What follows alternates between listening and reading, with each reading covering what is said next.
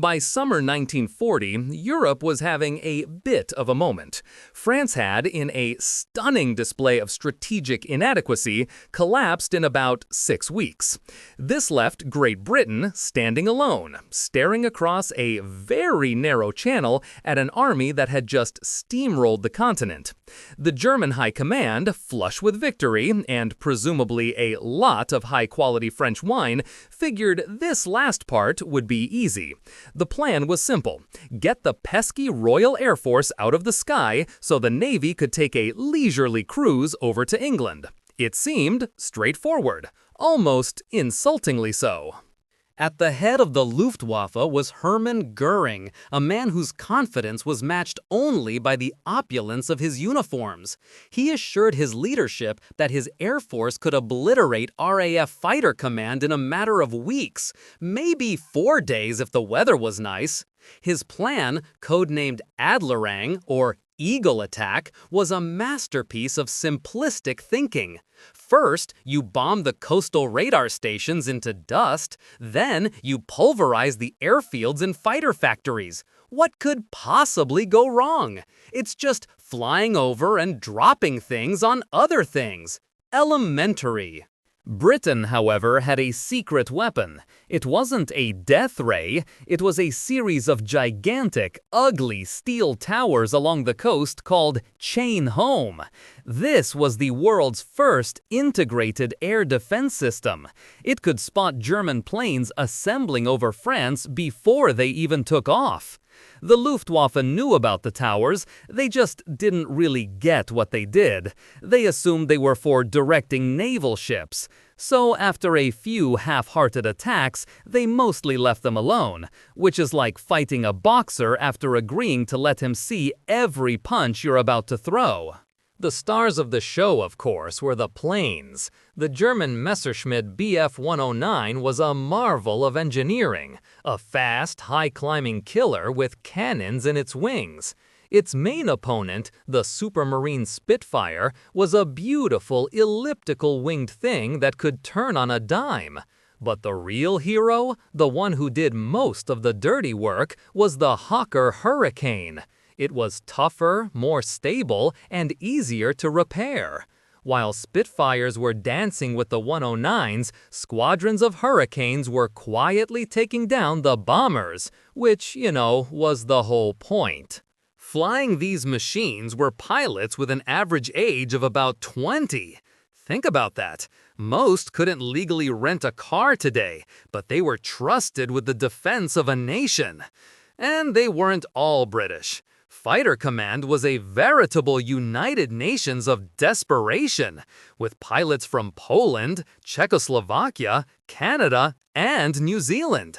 The Polish 303 Squadron, in particular, was terrifyingly effective, having had a lot of recent, unfortunate practice fighting the Luftwaffe. These pilots were flying multiple sorties a day, fueled by adrenaline, caffeine, and the grim knowledge that their life expectancy was measured in weeks. The Grand Offensive, Adlertag, kicked off on August 13, 1940. It was a masterstroke of coordinated chaos. The weather was terrible, communications were a mess, and some bomber formations attacked without their fighter escorts because nobody told them the plan had changed. In one spectacular moment of self-sabotage, the commander of a German bomber wing, having not received the cancellation order, proceeded with his mission and was subsequently shot down. The Luftwaffe was proving remarkably good at fighting itself, giving the RAF some much-appreciated help.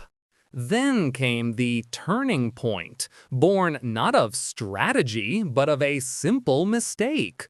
On August 24th, a handful of German bombers got lost in the dark and, instead of hitting their intended military target, dropped their bombs on central London. It was an accident.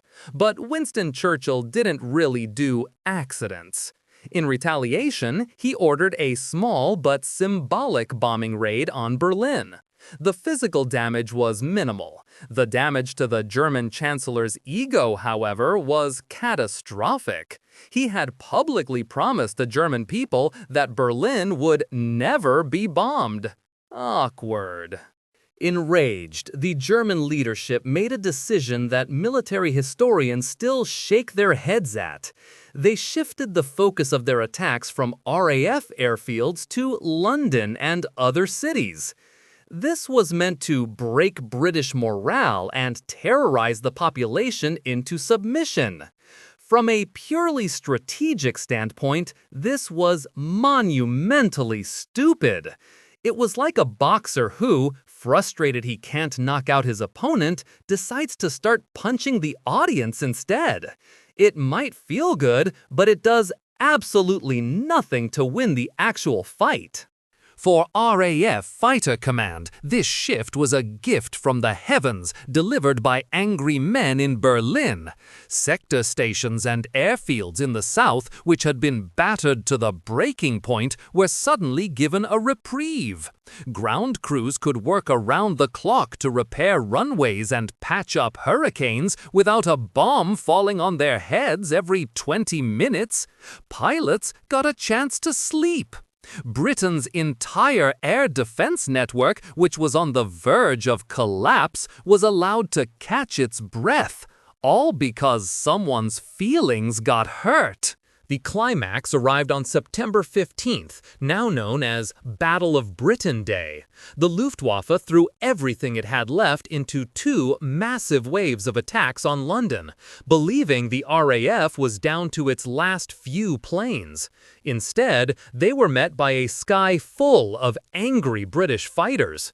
The RAF threw every squadron it could into the fight, utilizing the controversial big wing tactic. For the German bomber crews, it was a nightmare. They saw that not only was the RAF not beaten, it seemed stronger than ever.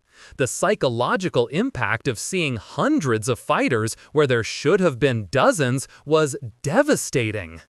2 days later, on September 17th, Operation Sea Lion, the planned invasion of Britain, was postponed indefinitely. This is the military equivalent of saying, "We should totally hang out sometime," when you have no intention of ever seeing that person again. The numbers tell the real story.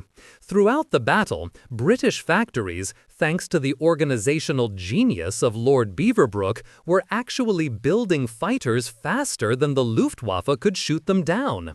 Germany had started a war of attrition without realizing it was the one being attrited.